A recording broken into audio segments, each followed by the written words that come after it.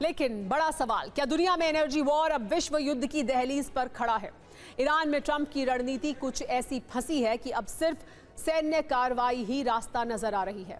एक तरफ ट्रंप ने जंग के बीच ही आर्मी चीफ की छुट्टी कर पूरी दुनिया को चौंका दिया है, तो दूसरी तरफ सवाल खड़ा है कि क्या नेतन्याहू वही करेंगे जो वॉशिंगटन से तय होगा।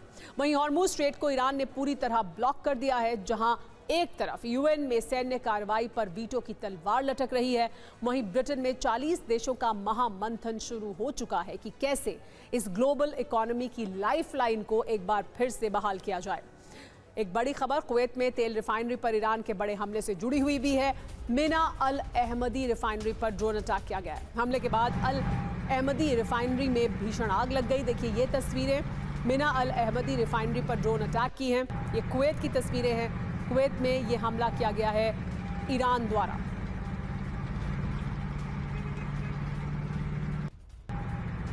कुवैत के वाटर डिसैलिनेशन प्लांट पर भी हमला किया गया है। कुवैत ने ईरान पर हमले का आरोप लगाया है। वाटर डिसैलिनेशन प्लांट पर हमले से भड़का हुआ है कुवैत। डिसैलिनेशन प्लांट खाड़ी के देशों में, गल्फ के जो देश है वहाँ पर बहुत अहमियत रखते हैं, क्योंकि अगर डिसैलिनेशन प्लांट को नुकसान पहुँचता है तो फिर पूरे देश को, पूरे शहर को जो पानी की सप्लाई है, पीने का पानी, उसकी किल्लत होती है। और बहुत ज़्यादा डिसैलिनेशन प्लांट्स नहीं हैं किसी भी देश में। तो कुवैत का ये डिसैलिनेशन प्लांट, इस पर हमला हुआ है और इसकी वजह से डिसैलिनेशन प्लांट को नुकसान पहुंचा है। ये कुवैत के लिए एक बड़ा नुकसान है।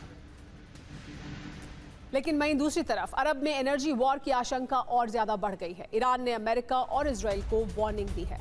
तेहरान ने कहा है कि रीजनल एनर्जी और टेलीकॉम फर्म पर हम हमला करेंगे। एक के बाद एक ईरान की तरफ से धमकियां दी जा रही हैं। कहा जा रहा है कि वो वार्निंग दी गई है कि एनर्जी और टेलीकॉम फर्म पर हम हमला करेंगे। ईरान की तरफ से ये कहा जा रहा है।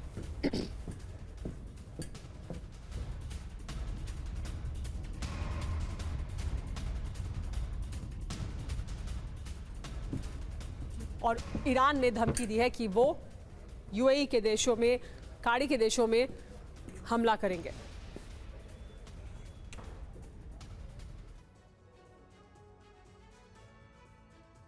लेकिन ईरान के टारगेट पर 5 ऑयल और गैस एनर्जी प्लांट हैं। वो कौन कौन से प्लांट हैं जान लीजिए।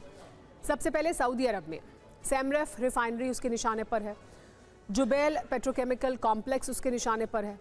कतर की अगर बात करें तो कतर में रस लाफान रिफाइनरी जो एलएनजी कॉम्प्लेक्स है वो उसके निशाने पर है। मेसाइद पेट्रोकेमिकल कॉम्प्लेक्स भी ईरान के निशाने पर है। कतर के बाद यूएई की बात करते हैं। यूएई में अल होसन गैस फील्ड ईरान के निशाने पर है। लेकिन एक्सियोस की रिपोर्ट में बहुत बड़ा दावा किया गया है। $200 प्रति बैरल तक पहुंच सकता है कच्चा तेल। स्ट्रेट ऑफ हॉर्मुज बंद रहा तो और ज्यादा दाम बढ़ेंगे। तो देखिए, अगर $200 प्रति बैरल तक तेल की कीमत पहुंचती है तो फिर ये विश्व अर्थव्यवस्था के लिए एक बहुत बड़ा नुकसान होगा। इससे पूरी दुनिया की अर्थव्यवस्था प्रभावित होती है। भारत की अर्थव्यवस्था भी प्रभावित होती है और दुनिया के तमाम और देशों की अर्थव्यवस्था प्रभावित होती है। अभी फिलहाल जो कच्चे तेल के दाम हैं प्रति बैरल वो $105-106 तक पहुंच चुके हैं।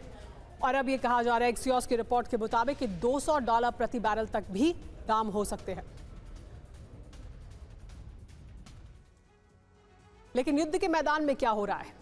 व्हाइट हाउस से ग्रीन सिग्नल मिलते ही अमेरिका ग्राउंड ऑपरेशन के जरिए ईरान के यूरेनियम पर कब्जा करके परमाणु ठिकानों का सफाया कर देगा। ट्रंप ने संकेत दिया है कि अगले 2 से 3 हफ्ते ईरान के अस्तित्व के लिए सबसे घातक हो सकते हैं। यूएसएस बुश और यूएसएस त्रिपोली ईरान की घेराबंदी करेंगे। 10,000 सैनिक ईरान में ग्राउंड ऑपरेशन कर सकते हैं।